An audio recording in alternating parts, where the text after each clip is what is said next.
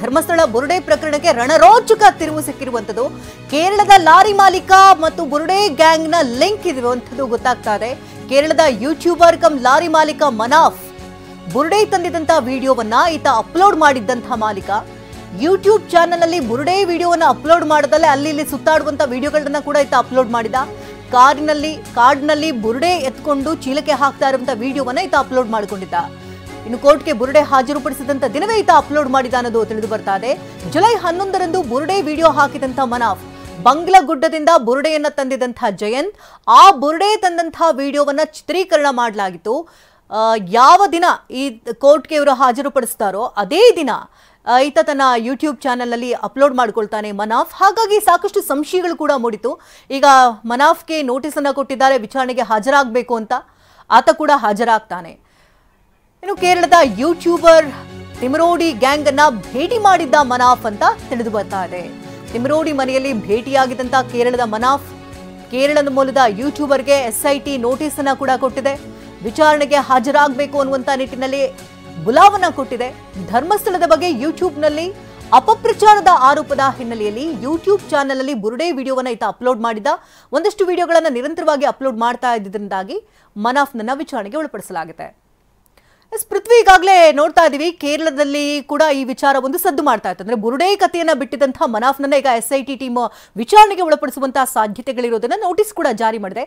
ಆ ನೋಟಿಸ್ ನಲ್ಲಿ ಏನಿದೆ, ಜೊತೆಗೆ ಆತ ಕೋರ್ಟ್ಗೆ ಚಿನ್ನಯ್ಯ ಬುರುಡೆಯನ್ನ ಸಬ್ಮಿಟ್ ಮಾಡುವಂತಹ ದಿನವೇ ಈತ ಅಪ್ಲೋಡ್ ಮಾಡಿದ್ರೆ ಸಾಕಷ್ಟು ಸಂಶಯಗಳು ಮೂಡ್ತಾ ಇದೆ ಅಲ್ವಾ?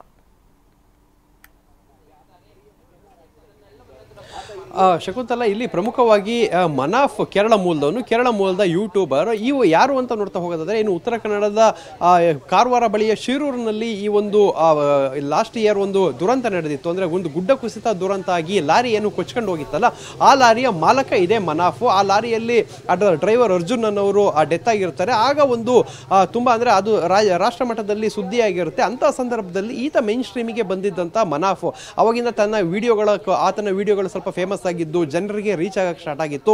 ಕೇರಳ ಮತ್ತೆ ಕರ್ನಾಟಕ ಸೇರಿದಂತೆ ವಿವಿಧ ಭಾಗಗಳಲ್ಲಿ ಆತನ ಪರಿಚಯ ಆಗಿತ್ತು, ಆತ ಯಾರು ಅನ್ನೋದು. ಸೊ ಈಗ ಆತ ಈ ಒಂದು ಪ್ರಕರಣದಲ್ಲಿ ಬಂದಿರುವಂತದ್ದು SIT ಪ್ರಮುಖವಾಗಿ ನೋಟಿಸ್ ಅನ್ನು ನೀಡಿದೆ. ನೋಟಿಸ್ ನಲ್ಲಿ ಆ ಚಿನ್ನಯ್ಯನ ಪ್ರಕರಣ FIR ಏನಿದೆ ಅದೇ FIR ಅನ್ನ ಮೆನ್ಷನ್ ಮಾಡಿದೆ. ಅಂದ್ರೆ ಈ ಪ್ರಕರಣಕ್ಕೆ ಸಂಬಂಧಪಟ್ಟಂತೆ ನಿಮ್ಮನ್ನ ವಿಚಾರಣೆ ಮಾಡಬೇಕು, ಸೊ ಹಾಜರಾಗಿ ಅಂತ ಹೇಳಿ ಅವರು ನೋಟಿಸ್ ಅನ್ನ ನೀಡಿರುವಂತದ್ದು. ಸೊ ಇಲ್ಲಿ ಪ್ರಮುಖವಾಗಿ ನೋಟಿಸ್ ಅನ್ನ ಯಾಕೆ ನೀಡಿರಬಹುದು ಅಂತ ಹೇಳಿದ್ರೆ, ಇಲ್ಲಿ ಆ ಚಿನ್ನಯ್ಯ ಆರಂಭಿಕ ಹಂತದಲ್ಲಿ ಬುರುಡೆಯನ್ನ ತರ್ತಾನೆ. ಬುರುಡೆಯನ್ನ ಬೆಳ್ತಂಗಡಿ ನ್ಯಾಯಾಲಯಕ್ಕೆ ತಂದು ಜಡ್ಜ್ ಮುಂದೆ ಬುರುಡೆಯನ್ನ ಕೊಡ್ತಾನೆ. ಮತ್ತೆ ಆ ಬುರುಡೆಯನ್ನ ಎಲ್ಲಿಂದ ತೆಗೆದಿದೆ ಅಂತ ಹೇಳಿ ಒಂದು ವಿಡಿಯೋವನ್ನು ಕೂಡ ಮಾಡಿ ಕೊಡುವಂಥದ್ದು. ಆ ಒಂದು ವಿಡಿಯೋ ಅವತ್ತು ಅಂದ್ರೆ ಜುಲೈ 11ನೇ ತಾರೀಕು ಇವನು ಹೋಗಿ ಚಿನ್ನಯ್ಯ ಬೆಳ್ತಂಗಡಿ ನ್ಯಾಯಾಧೀಶರ ಮುಂದೆ ಅದನ್ನ ಕೊಟ್ಟಿದ್ದಂಥದ್ದು. ಅವತ್ತಿನ ದಿನನೇ ಈ ಒಂದು ಯೂಟ್ಯೂಬ್ ಚಾನಲ್ ಮನಾಫ್ನ ಯೂಟ್ಯೂಬ್ ಚಾನಲ್ನಲ್ಲಿ ಆ ಒಂದು ಸ್ಟೋರಿ ಅಪ್ಲೋಡ್ ಆಗಿದೆ. ಆ ಸ್ಟೋರಿ ಅಪ್ಲೋಡ್ ನಲ್ಲಿ ಆತ ಎಕ್ಸ್ಪ್ಲೇನ್ ಮಾಡ್ತಾನೆ, ಬುರುಡೆ ಇಲ್ಲಿ ನೂರಾರು ಶವಗಳನ್ನ ಹೂತಾಕಿದ್ದಾರೆ, ಅದಕ್ಕಿಂತ ಬುರುಡೆ ಸಿಕ್ಕಿದೆ.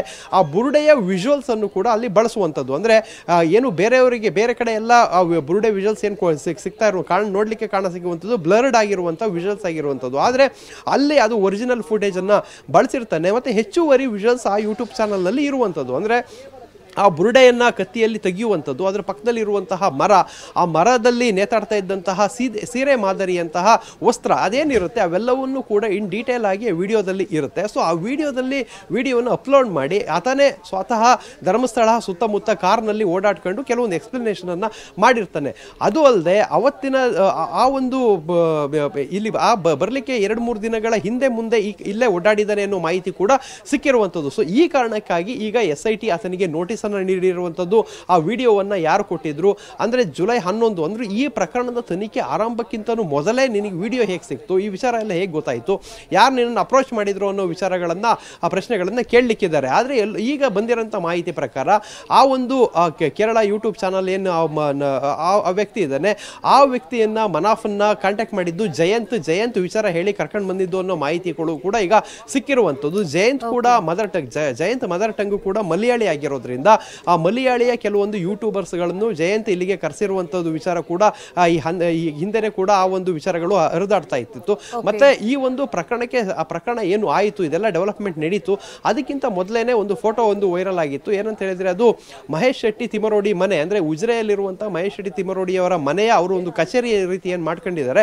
ಸೊ ಅಲ್ಲಿ ಅವ್ರನ್ನ ಭೇಟಿ ಮಾಡಿ ಕೆಲವೊಂದು ಫೋಟೋವನ್ನ ತೆಗೆಸ್ಕೊಂಡಿರುವಂತದ್ದು, ಅಂದ್ರೆ ಔಪಚಾರಿಕವಾಗಿ ಭೇಟಿಯನ್ನ ಮಾಡಿ ಅವರಿಗೆ ಹೂ ಕೊಟ್ಟು ಅಭಿನಂದನೆ ಸಲ್ಲಿಸೋ ರೀತಿಯಲ್ಲಿ ಅದೊಂದು ಫೋಟೋವನ್ನ ತೆಗೆದುಕೊಂಡಿರುವಂತದ್ದು ಈ SIT ಗಮನಕ್ಕೂ ಕೂಡ ಬಂದಿದೆ. ಅಂದ್ರೆ ಆ ಒಂದು ಮಹೇಶ್ ಶೆಟ್ಟಿ ತಿಮರೋಡಿ ಅವರ ಮನೆಗೆ ಹೋಗಿದ್ದಂಥದ್ದು ಯಾಕೆ, ಅಲ್ಲಿ ಏನೇನು ವಿಚಾರವನ್ನ ಮಾತಾಡಿದ್ರಿ, ಸೊ ಈ ಬಗ್ಗೆನೂ ಕೂಡ SIT ಅವರಿಗೆ ತನಿಖೆಯನ್ನ ಮಾಡುತ್ತೆ, ವಿಚಾರಣೆಯನ್ನ ಮಾಡುತ್ತೆ. ಅದಕ್ಕಿಂತ ಎಲ್ಲ ಪ್ರಮುಖವಾಗಿ ಇಲ್ಲಿ ಯೂಟ್ಯೂಬ್ ನಲ್ಲಿ ಅವರು ಆ ಒಂದು ವಿಡಿಯೋ ಮಾಡಿದ್ದಾರೆ ಅನ್ನೋದಕ್ಕಿಂತ ಹೆಚ್ಚಾಗಿ ಆ ವಿಡಿಯೋಗೆ ಕೊಟ್ಟಂತಹ ಫುಟೇಜ್ ಯಾವುದು, ಅಂದ್ರೆ ಆ ಒಂದು ತಲೆಬುರುಡೆಯ ವಿಡಿಯೋ ಯಾವುದು, ಮತ್ತೆ ಅಲ್ಲಿ ಸಿಕ್ಕಂತಹ ಮಾಹಿತಿಗಳನ್ನ ಯಾರು ಕೊಟ್ಟರು, ಮತ್ತೆ ಇದರ ಹಿಂದೆ ಬುರುಡೆಯ ತಗೊಂಡು ಬಂದಂತ ಹಿಂದೆ ಯಾರ್ಯಾರಿದ್ದಾರೆ ಅವರಿಗೂ ನಿಮಗೇನಾದ್ರೂ ಸಂಬಂಧ ಇದೆಯಾ, ಇದನ್ನೆಲ್ಲವನ್ನು ಕೂಡ ಈಗ ಪ್ರಶ್ನೆಯನ್ನ ಕೇಳ್ತಾರೆ. ಆದ್ರೆ ಇಲ್ಲಿ ಒಂದು ವಿಡಿಯೋವನ್ನ ಆ ಕಂಟೆಂಟ್ ಅನ್ನ ಕ್ರಿಯೇಟ್ ಮಾಡೋ ವಿಚಾರವಾಗಿ ಸಂಬಂಧಪಟ್ಟದಕ್ಕಿಂತ ಹೆಚ್ಚಾಗಿ ಅದ್ರ ಹಿಂದೆ ಏನೇನಿದೆ ಅನ್ನೋದ್ರನ್ನ ಜಾಲಾಡೋದಕ್ಕೆ SIT ತನಿಖೆಯನ್ನ ವಿಚಾರಣೆಗೆ ಕರೆದಿರುವಂತದ್ದು. ಧನ್ಯವಾದ ಪೃಥ್ವಿ, ತಮ್ಮೆಲ್ಲ ಅಪ್ಡೇಟ್ಸ್ಗಾಗಿ.